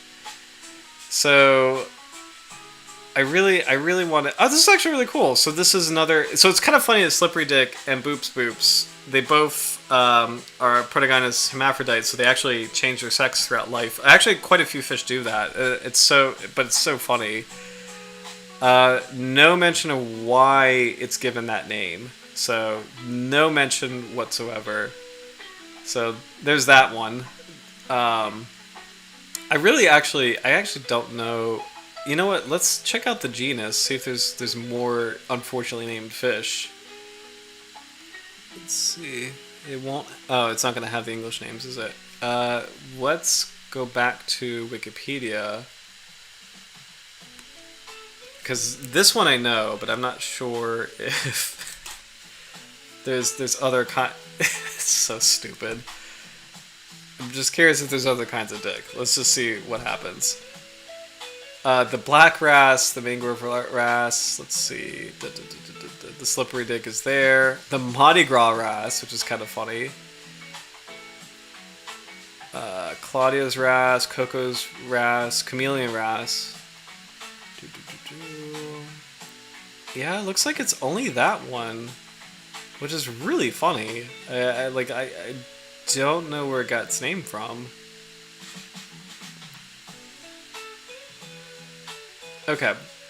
Yeah, everything else is respectfully named wrasse, so... Alright, let's see if there's anything else. I'm trying to think... I think 3 is really good for unfortunately named fish. We also have to come up with a shark for next week, so please let me know in the comments if there's any suggestions for a shark for next week. Man... Let's see. I don't think... Yeah, that's really funny, bitches. Now I know it's a wrasse, maybe it's named for that for being the most annoying of them all. That's really funny. Oh my gosh.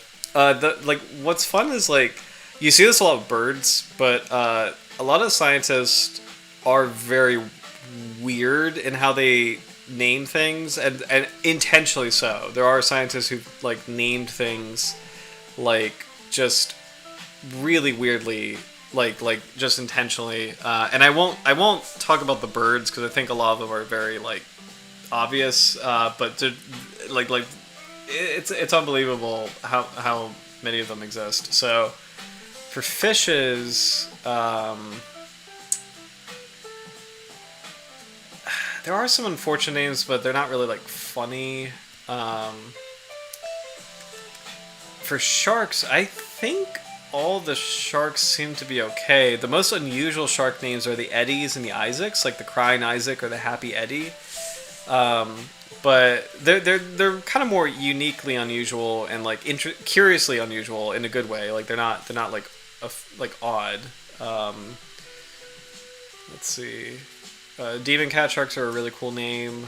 I don't think there's any rays that have weird names, and I don't think there's any chimeras that have weird names. This might be it as far as the. But gonna just I won't choke up the bandwidth here, but I'm just gonna do a quick search of weird fish names, just to see if there's anything that kind of jogs my memory a little bit.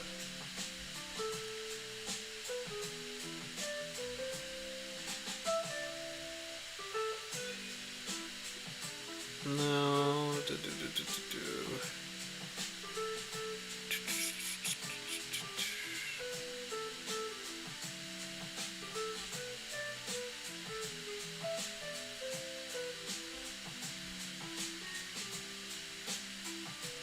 Blobfish, I think we know what that is.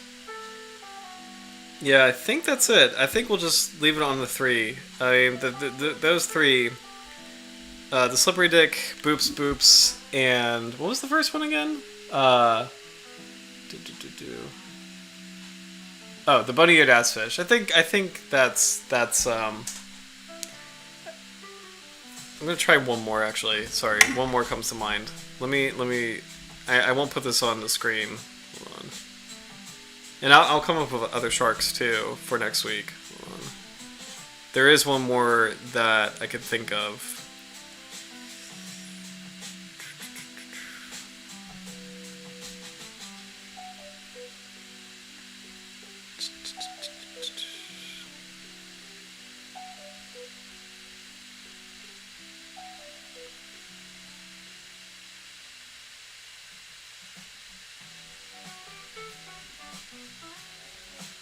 The official Dr. John's list. Oh my gosh. So, okay. There is a group of fishes that are deep water called pearl fishes.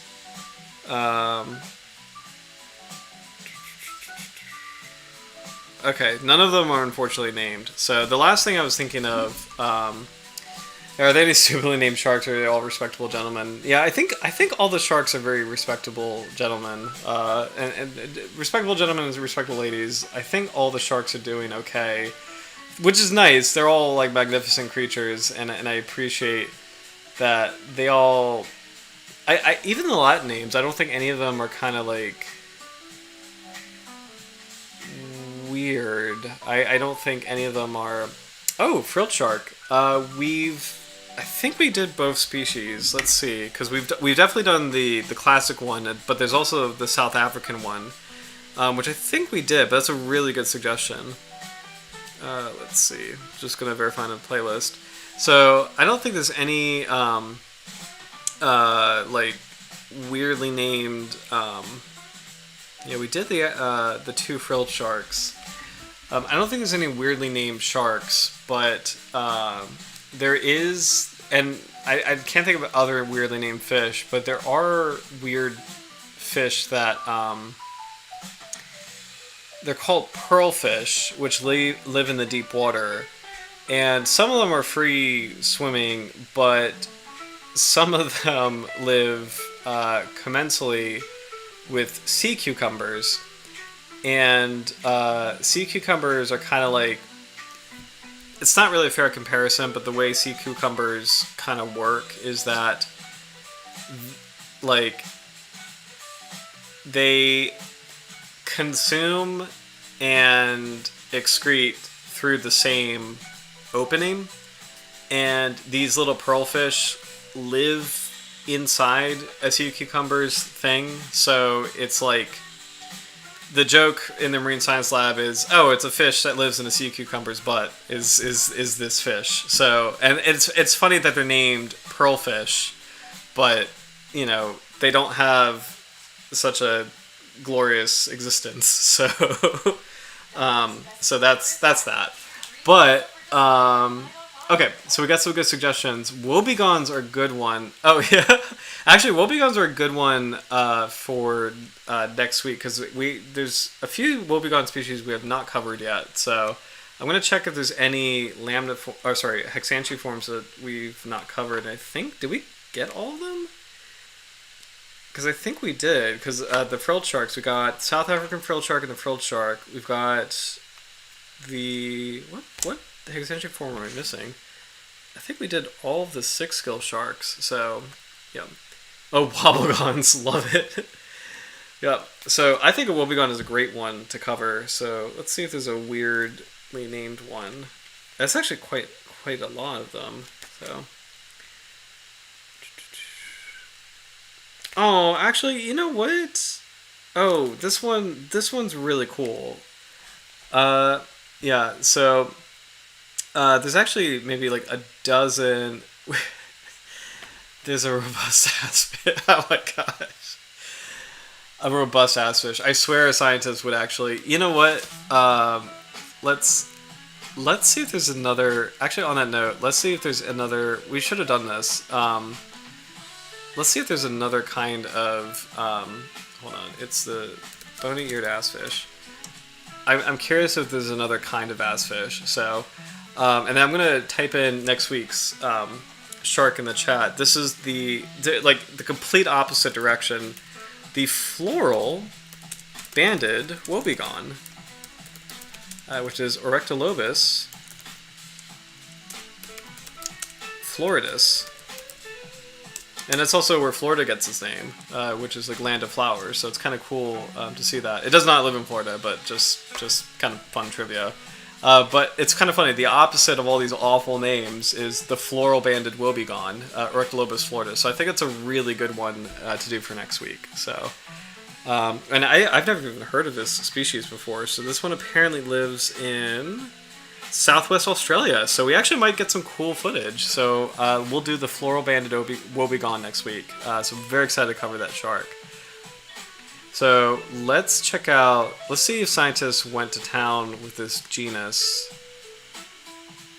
Okay, so Acanthotus, also known as the deep sea cusk eels, are a genus of deep water ovidiform fish. Let's see. We already covered this one. This one doesn't have a silly name, but this one, the gargoyle cusk. Now that's kind of like a cool name, so it's not really silly. So it's related. What an amazing sentence! The larvae are similar in overall form to the related bony-eared ass fish. Like, incredible sentence. I don't think there's anything else. Like, I feel like there's other deep water ophidiiforms. I feel like there's other deep water animals that actually have just silly names. Oh, pearlfishes. Oh my gosh, it's the same thing. So it's the same group as the pearlfishes. Oh my gosh, wait a minute. So like, oh my gosh. Okay, so pearlfishes actually live in the rear ends of sea cucumbers, which is also their mouths. It's just how they exist. But pearlfishes actually have that kind of life, and then they're in the same group as the ass fishes, which is just, you can't make that up. That's too funny, actually. Like, oh my gosh. So, let's see. I'm curious if there's any... Oh, no, we already did the deep sea cusk eels. I don't think the pearlfishes have unfortunate names. Let's see. Brotulas. I forget what the brotulas look like. A lot of these deep water fishes are very creepy. But super biodiverse, there's so many. The taxonomists planned this all along.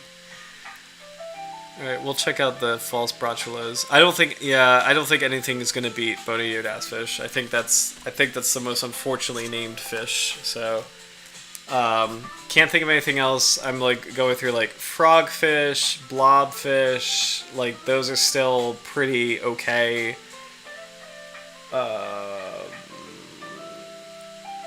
Yeah, I can think of other animals that have stupid names, but I think for fish we found the winners, and they are winners. They are always winners. So yeah, but yeah, it's kind of like a fun running joke. Is oh, interesting. My friend is looking at the etymology of ass fish. Apparently, should have been axe fish. Oh. Like, and that makes sense because that's so funny because like the Latin name literally means spiny hake, so it could be like an axe, like something sharp. So that's actually really funny.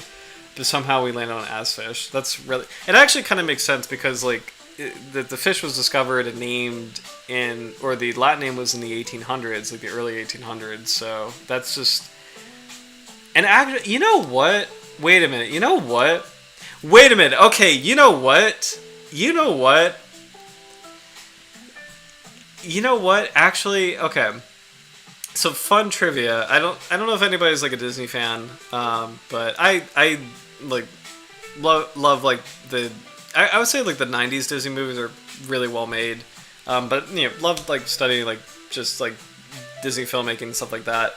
And there is, I think there was a cultural trend where the word ass it used to really just mean donkey, or a cousin of a donkey, and it used to be not like super offensive. I think it used to be just like normal-ish. And then as time went on, it got ruder and ruder connotations, and here we are, right? But with that, what's really funny is if you watch some of the older movies, and if you watch like specifically Pinocchio, which is like it's like the second Disney movie ever made. It's like all for children and everything. There's a scene where like Pinocchio and I think his buddy they're turned into donkeys. And, like, you have, like, Jiminy Cricket in the corner screaming, like, "You bunch of jackasses!" And, like, he's literally saying it. And it's, like, I remember, like, I was like, what did Jiminy Cricket just say? What did he say? Like, so, like, Jiminy Cricket literally, like, just, like, drops a bad word. He literally, like, calls everybody a jackass in Pinocchio. And it's really funny. It's this little cartoon, this little Disney movie that takes an e-break where he just freaks out. And I swear, please look it up. That's what the shark stream is for, to expose Jiminy Cricket. Like, mask off Jiminy Cricket. So I don't know. Anyway, oh my gosh, that's all I got. it's yeah, that was very PG-13 of you. Oh my gosh. Well, it's almost 11, so this was a really fun episode. I'm glad that it went in the direction that it did, and like kind of in a broader context of marine science culture. It is really funny that I do think there's a little group of scientists who throughout history have had their little jokes or have like put their little mark on taxonomy and things. So and a lot of it is like good humor and good fun. So it's just really funny. But anyway, I think since 11 we'll wrap up. But guys, thank you so much for watching. Really appreciated you all being here and just kind of sharing some laughter and some goofing off for marine science. This was a fun stream, and I love like the different directions. And I'm glad that we did get to learn more about the Japanese rough shark and kind of learn more that it is a species that needs conservation attention. And then on the note of conservation, we did get to check out this amazing website that shows high priority conservation areas. So I will actually put that again in the chat just for since we had, I think Min just joined later, and Howard joined later. Well, actually, I think no, Howard was here for the map. But I'll put this again in the chat so you can see it, Minjas, because I know you joined a little bit later. This is a really cool resource. So, and as a reminder, we have 2 more streams. So next week is going to be really cool with the floral. It was Floral Banded will be gone. Is that the name? Yep, Floral Banded will be gone. And then we have 1 more stream after that, and then the week after I will be off for the wedding. So just we'll miss the September 22nd stream, and then we'll be back for the last week of September. But guys, thank you so much for watching. Really appreciate your support, and we'll tune in next week for the Floral Banded will be gone. But until then, hope you enjoy the rest of this week, and we'll see you next week soon. So, and where I push the button, there we go. Okay, take care, guys. Bye.